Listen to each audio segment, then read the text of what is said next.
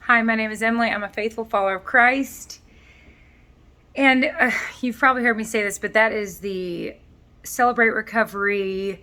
When you stand up at Celebrate Recovery to speak, you say, "Hi, my name is Susie, and I am a faithful follower of Christ," or "I am whatever, and I am addicted to ABC." So that's why I start my videos like that. And it's been empowering to just drop the "and I'm addicted to blah, blah, blah," which I am addicted to for sure: sugar, flour, and binge eating. Okay, so I want to share this.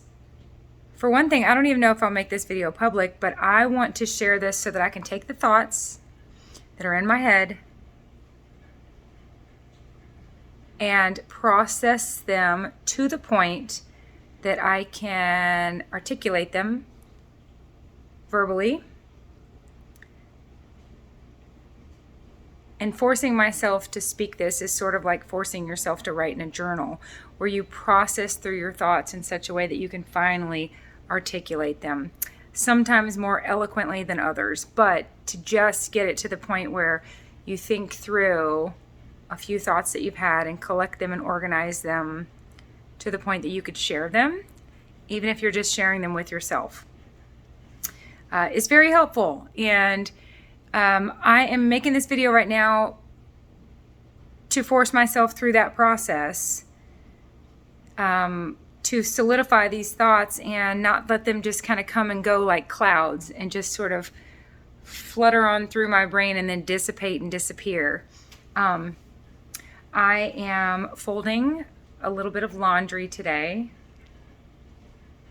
so I've had time to think. And by little bit, I don't mean a little bit. I mean, I told my kids, "Come help me. Everybody grab a basket. You're going to be like an ant. Go around we're going to start on the couch and then the table and then the top of the washing machine, and you're going to grab a load and dump it on my bed. Grab a load, dump it on my bed." I have hours and hours and hours of laundry to fold today. I'm so excited. This drawer right here is usually filled with those two items, hand towels and dish rags, and it's empty. So when I finally get to doing laundry, I feel like I hit the lottery, and I'm like folding clothes and I'm like, "Oh, this is wonderful. I'm finding all these items I don't have to go purchase." Anyways, so I'm folding laundry, thinking through, and this is the revelation or the realization or the epiphany. I always struggle with which of those three words would be most appropriate. The light bulb moment that the Lord has given me. Addiction. I compare it to being in a bad relationship. It's the Lord told me years ago, "Don't turn to the source of your pain for comfort." And that's exactly what we do with our addictions. We turn to the source of our pain. So this addiction is such a vicious, nasty cycle that we find ourselves in, tangled up with this addiction, that it causes all the pain. It causes all the problems, and then it is the solution to the problem, but only for a moment. The problem becomes exacerbated by the very thing. So it is the thing we're addicted to, makes us feel good, then makes us feel bad, and then we turn back to the thing to feel better. And around and around and around we go. Deuteronomy 2:3. We've circled this mountain long enough. It's time to turn north. And turning north is very, very, very difficult, but it can be done. I have people ask me, "Are you on Facebook?" No, I'm not. I've been sober since 2009. I dropped that like a bad habit and didn't look back. But again, we must chew and swallow every day. So getting untangled from various things that we chew and swallow, and by the way, they're not all food, is in a lot of ways infinitely, exponentially more difficult than getting unhooked from other habits that are not, they don't also involve the same behavior that we must do to stay alive. So chewing and swallowing is important, something we need to do. So I think of addiction as being in a bad relationship, turning back to the source of your pain for comfort. So if you've been in a bad relationship, it's like let's say you're dating some guy and he's not nice to you, which makes you feel bad, but then he's sweet. So you keep turning. Anyways, you get my point. It's a bad relationship. You got to get out of it, right? When you're in a bad relationship, or let's even say a good relationship, but a moment of arguing, Philippians 2:14, do all things without complaining or arguing. That doesn't mean don't present your argument and get into excellent debates and apologetics. It means don't go back and forth and back and forth and back and forth. And I found myself trapped in that loop yesterday with one of my kids. And tennis match. Think of a tennis match. So you hit the ball, they hit it back. It's your turn. You hit the ball, it's their turn, they hit it back. You hit the ball, it's their turn, they hit it back, then it's your turn. You're taking turns. Just. We think the most empowering position we're in is that moment we hit it back, when really what we've just done is given the power back to them. So actually, when we're going back and forth and back and forth and back and forth with someone that we're either in a bad relationship with or not, or we're just in a bad moment with them, the most empowering moment is that moment right after they've taken their turn. It's now your turn, and you get to decide what to do. And that is the only moment that you have control over whether or not this tennis match even continues. Now, at some point, they could probably run and find a bunch of more tennis balls and hurl them your way, but that's cheating, and that's not how the game is played. So I've noticed just verbally, I've been in different, very heated, I would categorize as abusive situations texting with people. And when I look at my phone and see that they've sent me something that I would categorize as just verbal vomit, I can react or respond. React would just be like a knee-jerk reaction, like, and then react without thinking. Responding is just where you pause and you take time to think about how you want to respond.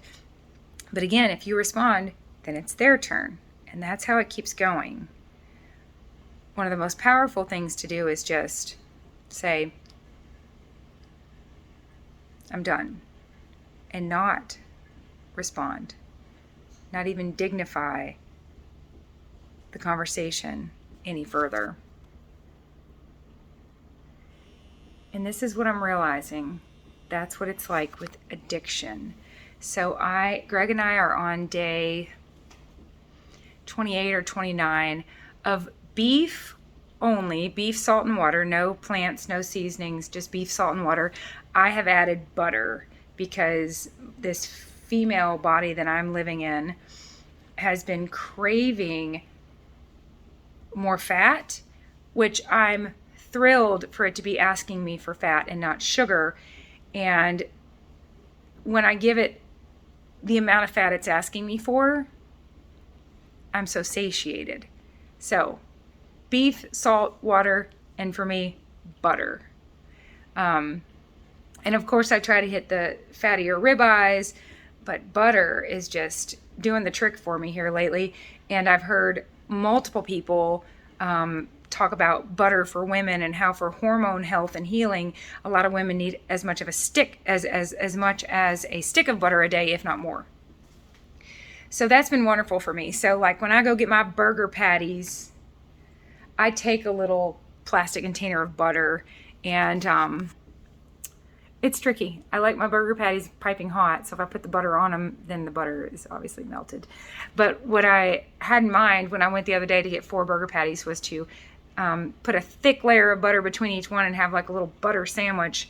The butter almost like cheese or something, but again, the patties were too hot. So I find myself with all this melted butter. So instead, what I've been doing is just taking a little, it would be the size of like a ramekin, a little, I think 2-ounce plastic container with me when I pick up my burger patties, or I cook them here. And the kids and we processed through about 12, 14 pounds of ground beef this morning at least. Got them ready for 1/4 pound burger patties. So anyways, I do eat quite a bit of beef from my house, but now I'm just dipping it in the butter. So Greg and I are on day 28 or 29 of beef only. I have had a handful of very difficult moments where I'm feeling down and I want to feel up. I want an upper. I want to feel better. That's all it boils down to. I just don't feel well and I want to feel better for a multitude of reasons. Either I'm exhausted and there's still more work I want to get done, or it's Friday night and I feel wiped out because I am sleeping so well and I wake up rested and I hit the ground running, and I feel so good eating this way. So by 8:30 at night on a Friday or Saturday night, like last night, it's like, I'm tired, but I want to stay up and have fun. So I want this upper, which means I want to get high, which means I want a stimulant. So these 28 days have absolutely made it very clear to me that the difference we're talking about here, beef versus sugar, is energy versus a stimulant. I know so many people that use uppers and downers. I would say most Americans, they use a stimulant in the morning and a depressant at night. And so their bodies are completely dependent on these external forces forcing their brain to release different chemicals, totally disconnected from how their body is functioning and what their body actually needs. So a stimulant affects our brain, energy affects our body and our brain, which is part of our body. But to get tangled up with caffeine and sugar and any other white powder and find yourself dependent on these substances is all brain chemistry. So there's been a handful of times over these past 28 days where I have craved, not fiend. I haven't felt like a physical, that is gone. That physical, my body's screaming for sugar is gone. But my brain, desperate to just feel better and be up and high and ready to go and have some fun, maybe even be able to stay awake long enough to watch a movie. That does occur every once in a while. Greg has been my absolute the sail on this ship, keeping us headed in the right direction. The rudder, the anchor, he's like the whole ship. I am a willing passenger on this ship to follow his lead, and he does not experience, him and that male body of his does not experience the roller coaster of emotions and angles. My addiction tries to come from so many different angles. He does not deal with food like I do. His problem has always been simply overeating, and you cannot overeat beef. I'm not going to go into that now, but it's been so amazing and fascinating. Beef is concrete, and you know exactly when your final bite just filled your stomach.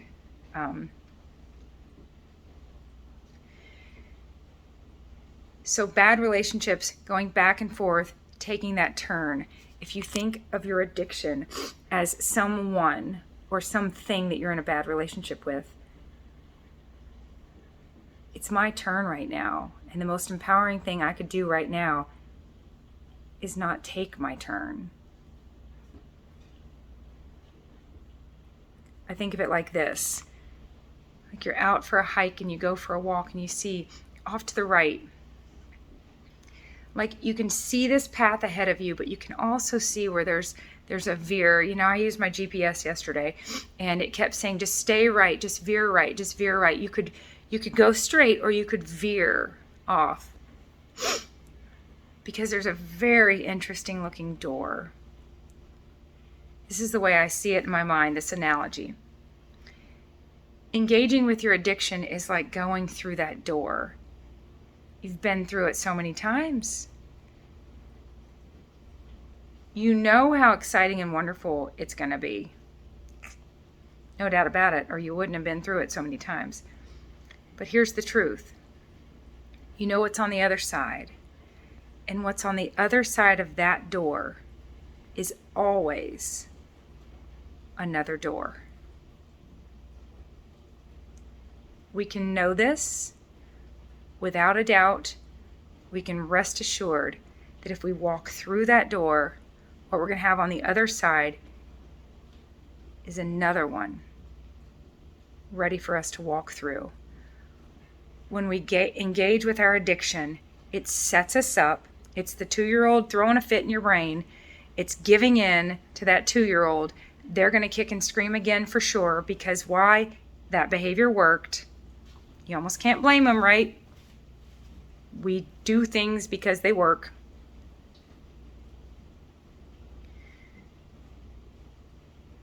So we can know that if we walk through that door, without a doubt, there will be another one. And then another one, and then another one, and then another one. And I just want to share this with you, and maybe just with me, that the most empowering, life-changing, trajectory-changing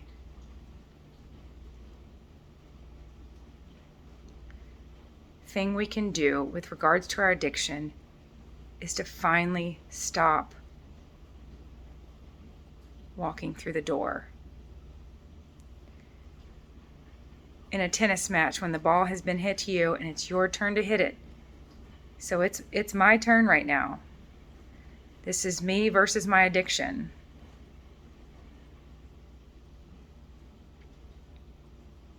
I can take my turn and binge on, we rented 5 movies so that the kids would be with me in my room, have a DVD player, they're sitting on the floor with little blankets and pillows watching movies. I bought a bunch of snacks and treats for my 18, 19, somewhere around there, 18-year-old, to take with him on a trip. He didn't take them. The little kids found them. So they're in there having portioned out concessions for the movie. So under this roof right now, I have gummy bears, Twizzlers, York peppermint patties, crackers, macaroni and cheese, Oreos. We have a lot under this roof right now that we don't normally. And I could choose to engage and ingest all of it. But what I'd be doing is setting myself up to have this exact same round and around and around moment of getting to this point where I have to choose whether or not I walk through that next door that only exists because I would have walked through that last one. That's it. That's what I wanted to share. We can think of our addiction as a bad relationship we're in, as arguing back and forth. And when it's our turn to take our turn, the most empowering thing we could do is simply not take it. Just walk right on past that door. Grieve the exhilaration that comes from engaging in fights with people. A lot of people don't like confrontation. Some people get a kick out of it.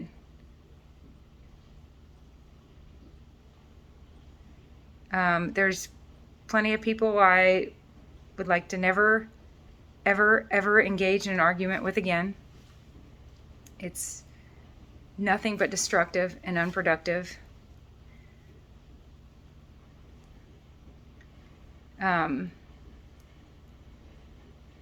But adrenaline pumps and you feel alive and awake. Sometimes rolling around in the mud with people, getting into fights with people, but then you have to recover. And that is the exact same scenario with our addiction. It tastes good. It feels good. You go from feeling really bad to good. It's like taking Tylenol. There's a white powder. I've never ingested cocaine, but I imagine most people don't notice a headache or joint pain or back pain or exhaustion when they have cocaine running through their veins.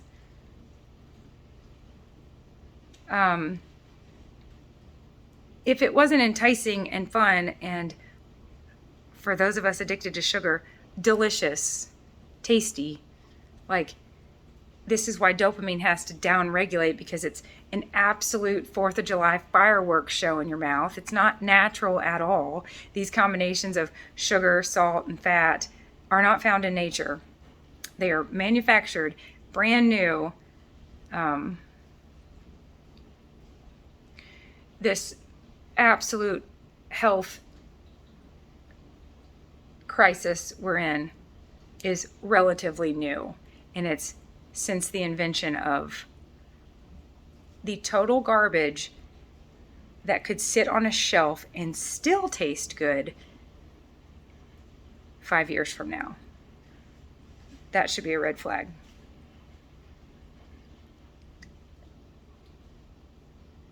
So we can think of our addiction as being a bad relationship, and if we ever want to get out of it, we have to quit engaging.